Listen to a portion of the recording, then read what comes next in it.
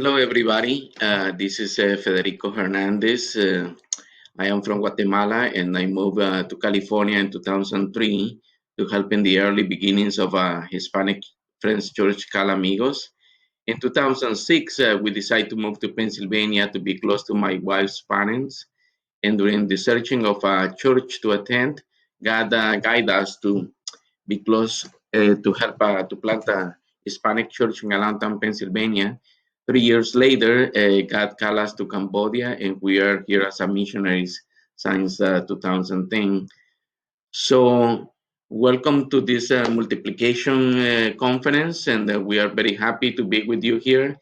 And today we are going to talk about planting microchurch networks. So before we start this study together, I would like you to, if you're by yourself or with a group of people, I would like you to stop this video for a minute and just think about what is the definition of house church. So have a paper with you, a pencil, and just stop the video for a minute and write the definition uh, about what the house church means for you.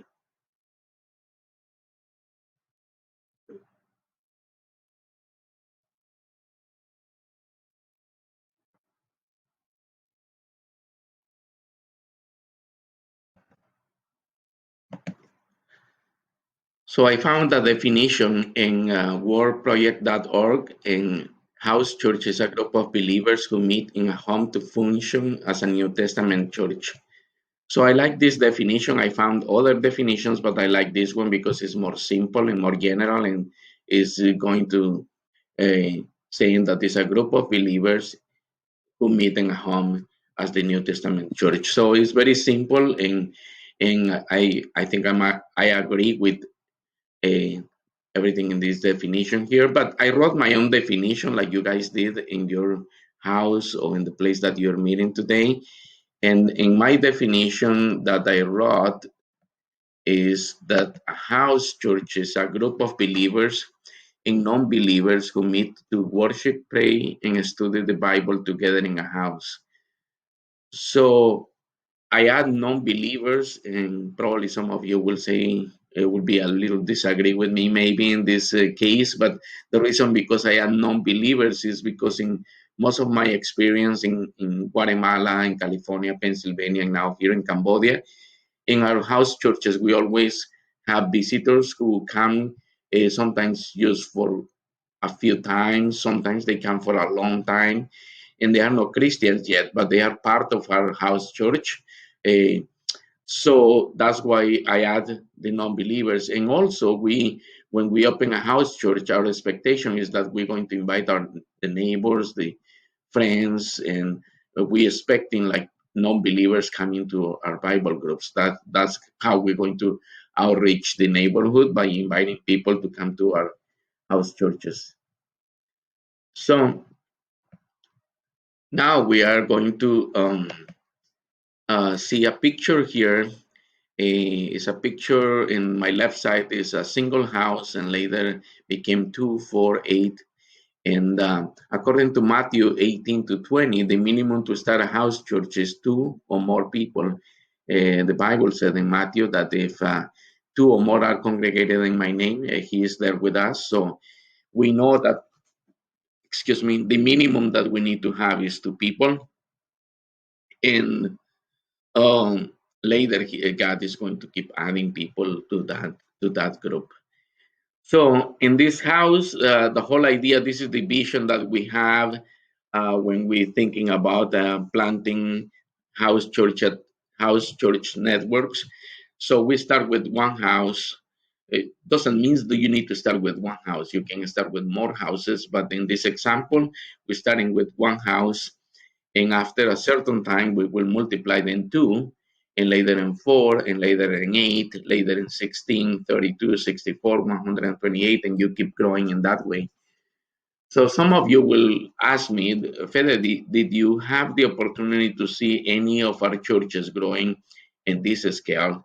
And when I was asking my that question to myself, I remember that I went to for my furlough to California a few years ago, and I went to visit a lady who made a decision for Christ the furlough before that. So when I went to visit her to see how she was doing in her new faith, if she was having a church that she was attending already, she told me that she wasn't attending any church because she was working Sunday all day. So she didn't have any church to attend uh, in a different day that is not Sunday.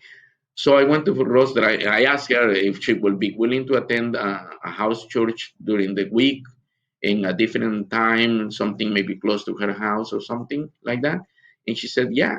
So I went to Rose Drive Friends Church and I asked if it's any like house churches or Bible studies. They were um, having studies during the week.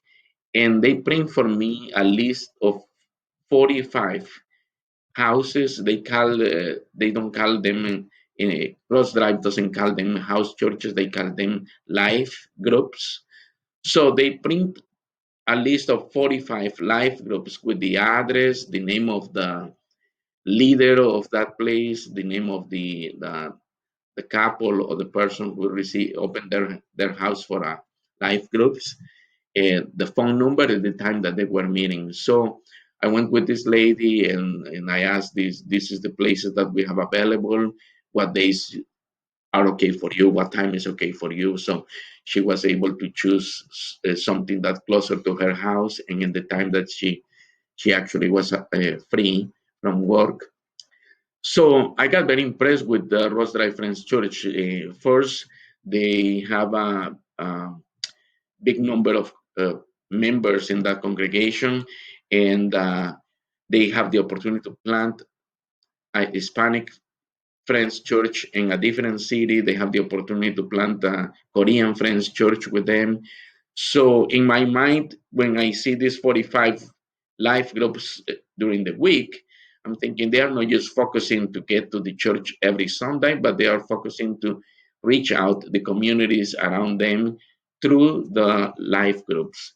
So I put Ross Drive under the 64 because they are closer to that number in the life groups that they have in their church. So this is one of the examples that I have of the churches that are meeting in life groups during the week.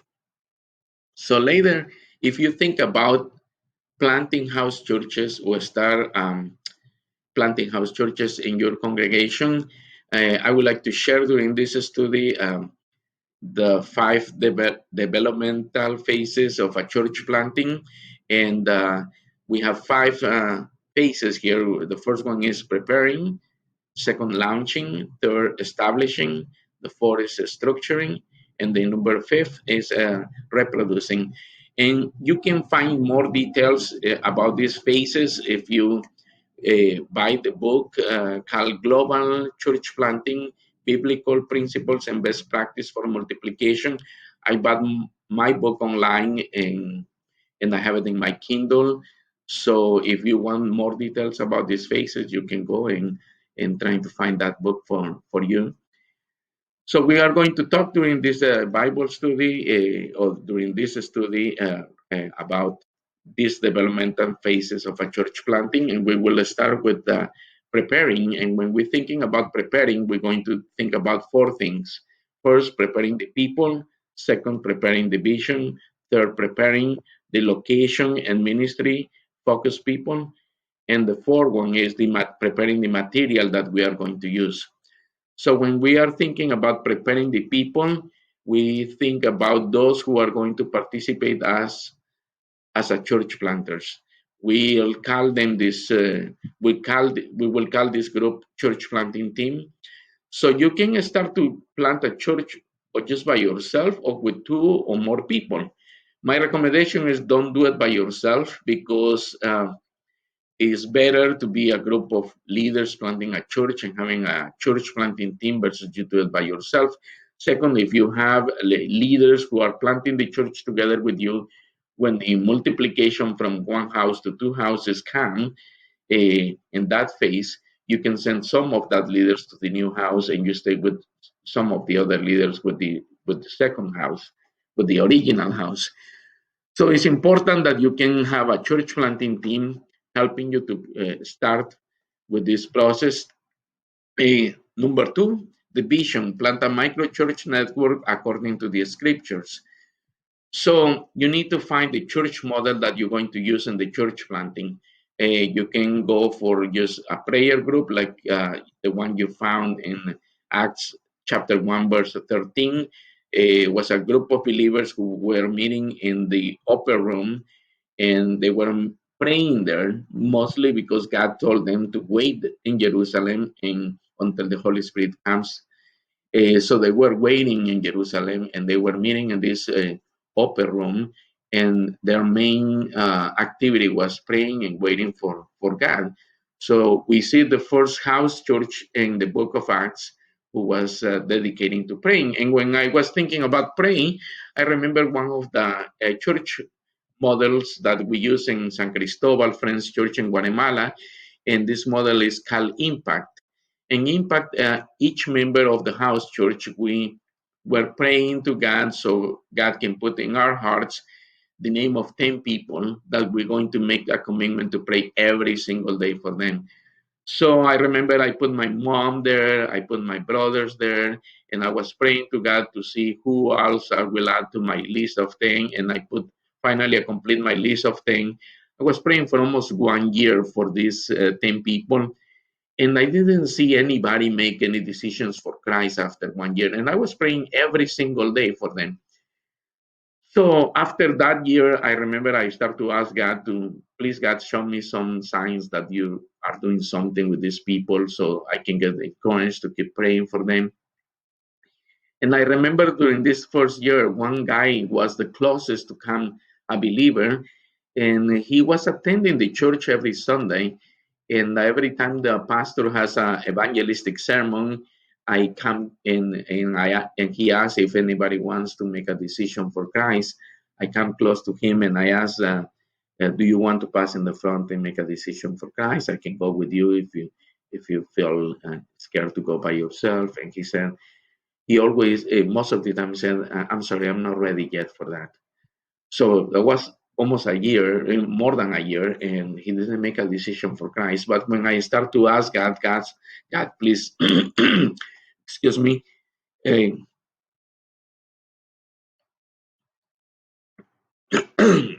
I'm sorry. I start to ask God, God, please show me some signs that you are doing something with this man and with my other 10 people. So during that time that we were doing Impact, praying for 10 people, to make the story short, six of my 10 people became a Christians in a miracle ways. I don't have the time because I need to make this video short, but to share their testimonies. But it was a miracle ways that God was using touch these people's hearts. One of my guys were sent into the prison for 15 days. And in that prison, our pastor went to visit him and give a Bible, and he said he read the whole entire Old Testament. And so he became a believer in the prison. He even invite all our house church to a meal in his house because he was very excited to share his faith.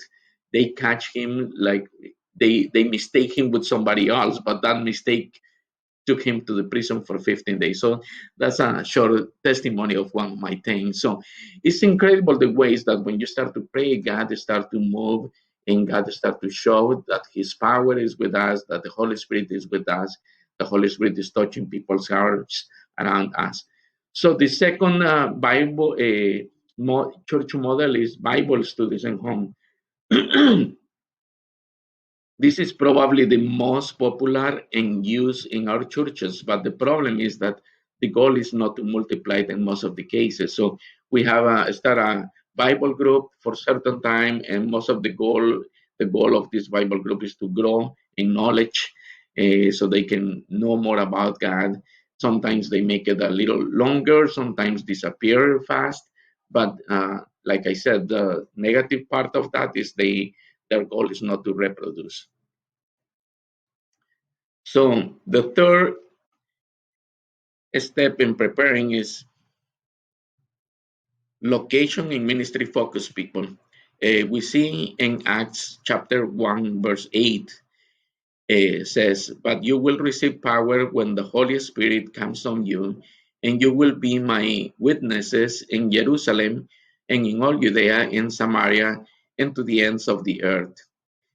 So I highlight the places, the different places that is mentioned in this verse, and so you guys can see the different colors. So the first three cities that is mentioned here is Jerusalem and Judea and Samaria. And if you think about these three cities, they were very different from each other. Jerusalem was the capital of Israel at that moment, and the main temple was there. Most of the Jews were living there. When you're thinking about Judea, you think about the outside, when it's a Jew population too, but there was a Gentiles cities in Judea. And when you think about Samaria, you think about they thought there was a different religion. They was considering themselves with the Jews a little bit almost as enemies. When the Samaritan woman came and talked to Jesus, she asked him, "Why are you talking to me? If you are first, I'm a woman. Second, you're you. I'm Samaritan, and Samaritans and Jews don't talk to each other." So she was surprised that Jesus was coming and talking to her. So Jerusalem and Judea and Samaria were at different locations, were different people, were different mentality. And if you think about to the ends of the earth, you think about Cambodia, who is 95% Buddhist. They have a different customs here, in Thailand and Vietnam and Indonesia and Malaysia, and you're going to countries in Africa with different culture, different language. You're going to Europe, you're going to North America, South America. So for every different place and every different uh, people, you need to have a different strategy. For example, here in Cambodia, we're trying to reach out the kids and the youth. So we create the sport ministries, and we are running two soccer clubs, one Monday, one Saturday. In the north of Cambodia, we have a leader who is a doctor, and he's doing our outreach with health and hygiene classes. So he's going to the villages and ask some of the commune people there if they want to learn about health and hygiene classes. And he combined these classes together with Bible studies. So he teach health and hygiene for half an hour, and the other half an hour he do Bible studies. He already planted one of our churches there, one of the Friends churches there, using the system. And a lot of the missionaries here, not just with Friends, but with the general missionary population here, they reach out kids and youth by teaching English. So Cambodians wants to learn English, wants to learn Korean, wants to learn Chinese. So if you are teaching any of this language, you can use it as a strategy to reach out the youth and the kids. So the fourth step that we see here is the material that we are going to use. This material also has to be appropriate to the people group. For example, First Foundations in Cambodia. So you can use come from your own country or your own place and use because you like one material, just thinking that you can use that material everywhere. You need to find a material that is better for the people group that you're trying to reach. For example, here in Cambodia, I said before that we have 95% of the population are Buddhist. So it's a mix of Buddhism and Hinduism and Spiritism. So they have a collection of gods with them. And in that collection, when you mention Jesus, and they think, okay, Jesus is a good God, so I will like to add him to my collection, uh, we need to explain to them, okay, this is not just whatever God that we can add to our collection. Jesus, God is the real God. He's the one who created heavens and earth. So First Foundations started teaching from Genesis. Who is our God? Why he's different than the rest of the gods? And uh, and this is a great material because it's teaching from the beginning to Jesus died on the cross, when Jesus went to heaven, and the second come of Jesus when he will come and take the church with him. So it's a great material. The negative part of First Foundation is their lessons are too long, and there's a lot of reading and writing, and a big percentage of the Cambodians they don't know how to read and write. And second, the ones who knows how to read and write, they don't really have the habit of reading and writing. So sometimes you teach a class here, and the following week you meet and they didn't read the material because they don't have the habit of reading. So what one of our missionaries did, he make the lessons of First Foundation, first uh, less lessons. Second, he make it a shorter, like from 10 pages, he made just one page. And it's more like a storytelling, something more easy to remember, something more easy to tell others. So we adapt even First Foundation to a different short stories in order to be more appropriate for the people group that we are trying to reach. The second phase that we're going to learn today is about launching, finding a mean of peace. We have to pray for God's guidance so He can lead us to the people He wants us to share the good news with. So we have two examples here that how we find a mean of peace. First, we don't find the mean of peace by ourselves. We ask God so He can show us where is the people that He has prepared for us to share the gospel. Just like He did in Acts chapter 9, verse 11 and 12, the Lord told him, go to the house of Judas on a street and ask for a man from Tarsus named Saul, for he is praying. In a vision, he has seen a man named Ananias come and place his hands on him to restore his sight.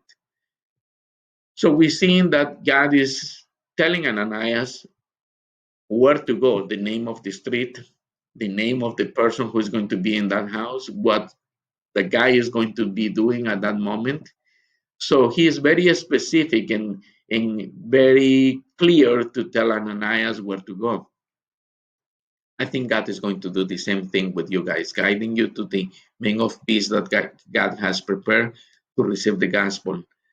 Later, we see another example in Acts chapter 10. A chapter later, God is preparing the heart of Peter first so he can be able to go in and share the gospel with the Gentile population. So after he prepared his heart, God sent a group of men to Peter's house, knocked at his door, and told him that his master sent them to talk to him so he can go and share the gospel with them.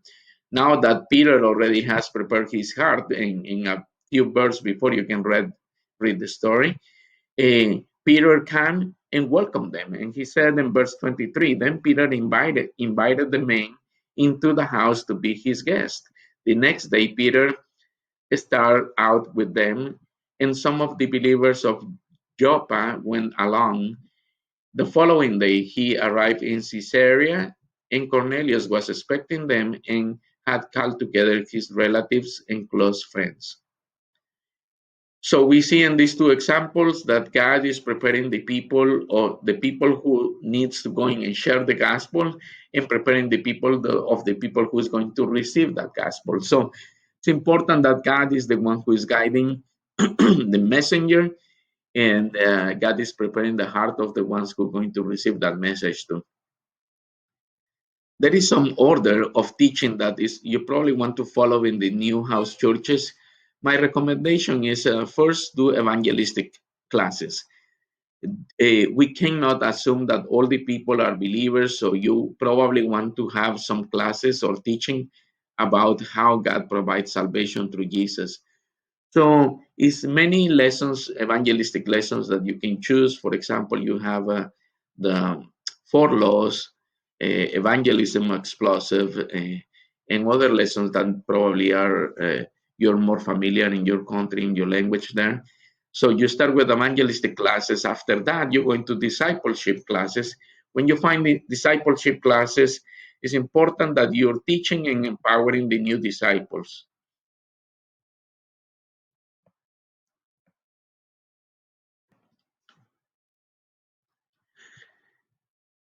So when you're thinking about discipleship classes, teaching and empowering the new disciples is very important. So you teach the lesson to them, but you ask questions, and during that questions, you kind of want them to tell you what they are understand about the lesson.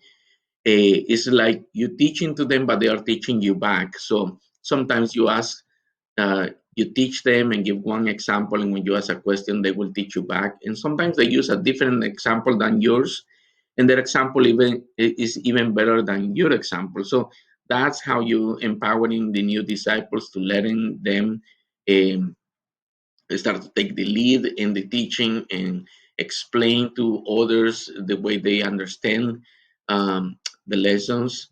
So this is a very important step in launching. And now we're going to talk about our third phase, that is establishing. The main focus in this phase is to grow and develop. These are important aspects that we want to do in this phase. So we start with the spiritual gifts. Praying, discover the spiritual gifts of the members of the group. First Corinthians 14:12 says, "So it is with you, since you are eager for gifts of the Spirit, try to excel in those that build up the church." So you want to find the spiritual gifts that you house church members has. Like for example, if you find that one lady there who is every time she sings, she likes to lead the worship time, and she is not just singing, but she's inspire everybody to worship the Lord. And you feel like one of the spiritual gifts is that, and you find another person who has the same spiritual gifts. So that's the idea, that you have a list of the members that attend in the house church and a list of the spiritual gifts that you see that they have. So when you multiply the house church in two, you will send, for example, talking about these two people who has same spiritual gifts, you send one with the new group and you stay with the other one here. So that's important that you can know what is the spiritual gifts that the members of the house church has. Second, prepare to multiply. After discovering their spiritual gifts, the ideal plan is to find and prepare the people who are going to start the next house church and lead that group according to their spiritual gifts. Like we said before, trying to find the spiritual gifts and start to think about who is going to go to the next phase of reproducing. Teach stewardship. In order to grow, we need to be willing to coach and supervise and be coached and supervised by others. So even when you multiplied your house church in two, you want to coach the new church planting team, but you need to find somebody who coach you at the same time, because they will need encouragement from you, but you need encouragement from somebody else. So be sure like you're providing support to others, but be sure you have support for yourself, somebody who's praying for you, somebody who is helping you. So it's going to be coaching others, but be sure you're coached by somebody else too. Instill vision. Gradually but firmly establish the vision to go and multiply by sharing the gospel and making disciples. So the vision of reproducing need to be since the beginning. The people need to understand that we are not just having a house church to stay there forever, but the goal is Acts chapter 1, verse 8. Start in Jerusalem, but later multiply to Judea, and later multiply to Samaria, and later go to the end of the earth. So you need to be understand that in the beginning, every members of the house church need to understand that our goal is to reproduce, to multiply. So in Luke chapter 10, we see another example is 70 disciples that are following Jesus here. And he sent to share the gospel in groups of two. So we have 70, so he made 35 groups and everybody went to share the gospel. So that's a one way that he was from the beginning showing the vision that God has to share the gospel to others by sending us. and multiplying us. The last step that we see in establishing is a commitment, and this phase is very important, or this step is very important because every single member of our house church need to understand that we have a commitment with God. For example, I put the John chapter 21, verse 15 to 19, because Jesus came to Peter and asked, Peter, do you love me? And just imagine that God is asking you right now, hey, and say your name and ask you, do you love me? So Peter, like anybody who make a decision for Christ and is a real Christian, we will answer the same way that Peter and said, yes, God, we know that, you know that I love you. So Jesus' answer was here, so if you love me, uh, feed my lambs.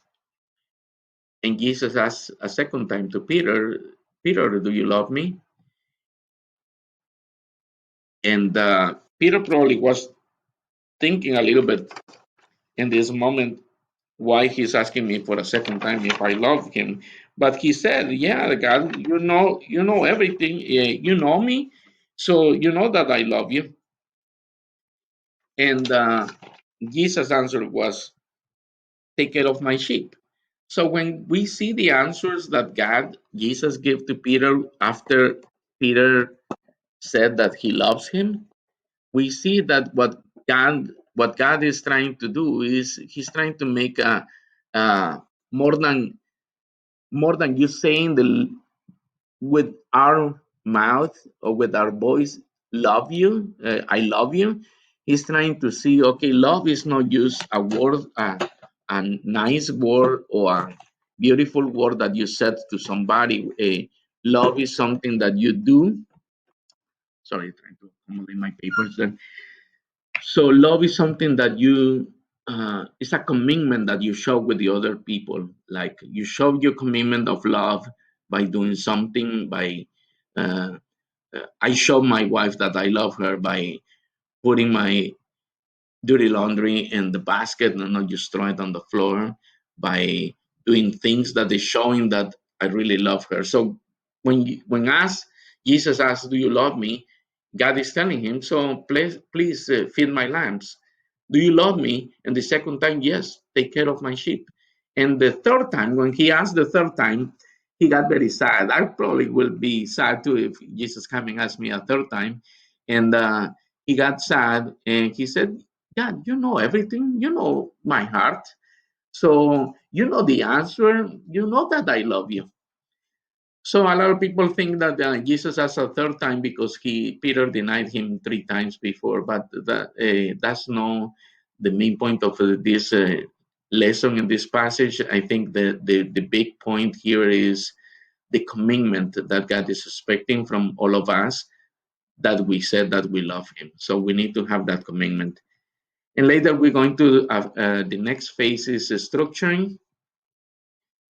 And in this phase, expanding and empowering. This is a very important phase because it will help with the multiplication process.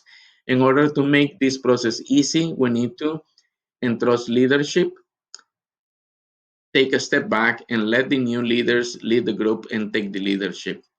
In entrust leadership, I want to put an example. Saturday we have a new leader in the soccer club that we have, and he knows how to do everything already. But the problem is every time I'm there, he expecting me to take the lead, and he just let me do things or wait for me until I start to do things. So a few weeks ago, I went with my son and I told him, just go ahead and I will go later. And I stay in the car, not because it was hot outside, but because I want him to start everything without me. So a little after I went inside, he already started everything. Everything was good. He did everything excellent. So the only reason because he wasn't taking that initiative or lead was because he saw me there. So sometimes we need to take that step back in order to let the new leaders to take the initiative. Multiplying. Let your new leaders start to train other new leaders. So in this soccer club, we start 3 years ago, almost 4 years ago, we moved to the capital of Cambodia. We before we live in the north of Cambodia in a different place. So when we came here, we started 3 years ago a soccer club to reach out the youth and the kids and create small jobs for people who are doing church planting with us. So it's like a business as a mission ministry, the two soccer clubs that we are running. So we start with a Canadian missionary who came here, and he told me that he was planning to go back to Canada. So when he told us that, I told him, can you please start to training one of our Cambodian church planting leaders? So when you leave, he can take your place. So he was discipling him and training him. And when my friend went back to Canada, the new guy was taking the leadership of that group. His name is Pirum. So Pirum was doing an excellent job. Like Pirum was a good Bible teacher, is a good Bible teacher. Pirum is a really organized person. He has so many spiritual gifts that he's incredible. So I told Pirum, now you need to find somebody else like Darcy, the Canadian guy, did with you. He training you, he teach you what you need to know. So I want you to find somebody else and do the same. So he found a new guy, a new leader, church planting person who is working with us or was working with us, and he trained him and he told him that he needs to find somebody else and train somebody else. So that guy uh, found three people more, and he was training that three people. And so I was training one, and the other person trained somebody else, and that person trained three people more. So the whole idea is no, you became the main trainer. Like every time somebody need to be trained, they come with you. No, you train one person, and that person will become a new trainer. So that's what we need to do. So multiply, let the leaders start to train other leaders. Later, evaluate the health of the and the development of the group. So you need to see your group, how's church is doing, what is the level of the maturity they have before you think about multiplied or reproducing. So find what is the strength that your group have, and find the weakness that you have. Start to work in the weakness that you have. Like uh, if they need more help with how to prepare a class. So before you split out, you need to focus and teach them how to prepare a class or things like that. So you evaluate your group before the multiplication or reproducing phase can work behind the scenes. In this case, in this phase of structuring, the leaders need to be taking more the initiative than you. They already need to have the training from the past and phases, so they can be the leaders and they can see you less and less. Like John the Baptist during the end of his ministry, uh, he was letting Jesus shine, and he was behind the scenes. In the end of his ministry, so you need to take that position too. You need to let the people see the leaders, let the leaders take the responsibility, and you just work behind the scenes. So the last phase that we're going to talk today is reproducing, and this is the most excited phase and the most difficult phase at the same time. It's like I have three kids, two boys and one daughter. It's like thinking about your kids getting married and leaving your house and going with somebody else and make their own families. And this is something that you know that is going to happen sooner or later. But when the time comes, you probably are scared. You don't know how they're going to do by themselves. So reproducing is similar to that. And I found a good example in the book of Acts, chapter 13, verse 1 to 3. Now, in the church of Antioch, there were prophets and teachers: Barnabas, Simeon, Cal, Niger, Lucius of Cyrene, Manaen, who had been brought up with Herod the Tetrarch, and Saul. While they were worshiping the Lord and fasting, the Holy Spirit said, set apart for me Barnabas and Saul for the work to which I have called them. So after they had fasted and prayed, they placed their hands on them and sent them off.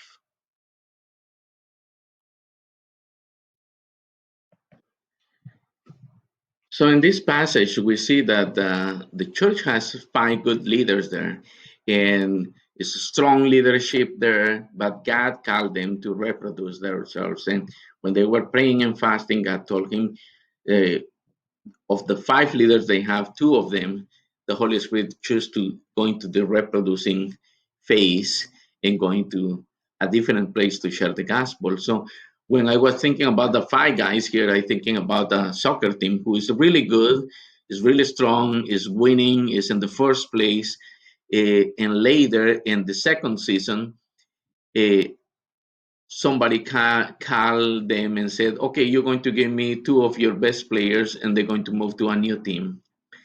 So losing two of the best players will be difficult for any soccer team. But the difference is this is not soccer, this is God's kingdom. So God has the right to move anybody, anywhere, anytime, because we don't belong to each other. They don't, the church planting or the members of the church don't belong to the pastor, don't belong to the missionary, don't belong to us. We belong to Jesus, all of us. So God has the right to move us in any way that He knows because He knows everything and He knows how to do everything perfect. So God moved two of the two best players to the new team, but the reality is in God's kingdom, it's not a new team, it's the same team. We are in the same team but playing in two different places. So God moved two of them, and that's exactly what we need to do when we're doing the reproducing phase.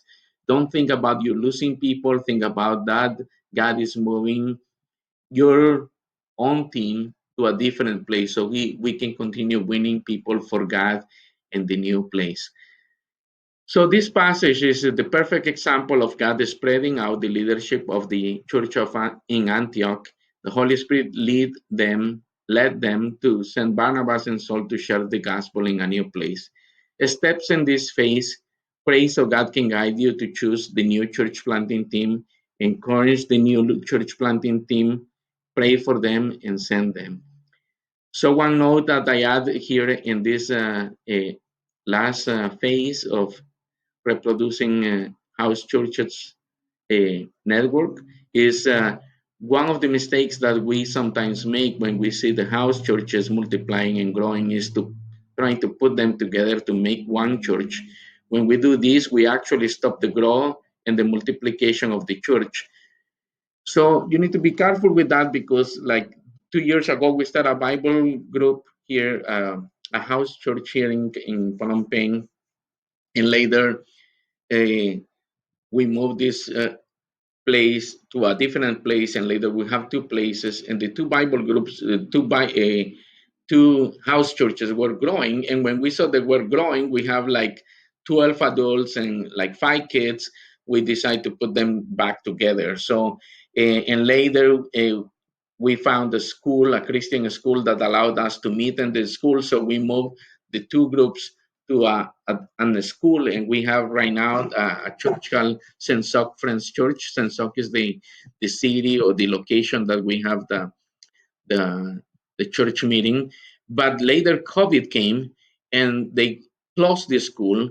And a few months later, the school was reopened, but they are not allowed the schools to have extra activities more than just the regular school. So until since COVID, we are meeting back in houses again. So we are meeting in different people's houses, and it's kind of versus putting the groups together and going to the next phase of multiplying two and four. What we did is we went from two who were growing to one again. You don't want to move backwards as a missionaries. We're trying to do the best we can, and we're trying to walk the extra mile, but we make mistakes, and that was one of my mistakes. Trying to when you see that the two groups are doing well, you're thinking, okay, let's put back them together versus reproducing to the next phase. So don't make the same mistake that we made here. And hopefully, this class can help you with the church planting vision that you have at your church with house churches. And I'm very happy that have been with you in this multiplication conference, and we hope that we can learn a lot from other ministries that we're going to hear during this conference. So, God bless you, everybody. Akong charan, pre Jesu pro tiempo, tiang ako niya. That means thank you so much. God bless you all. Bye.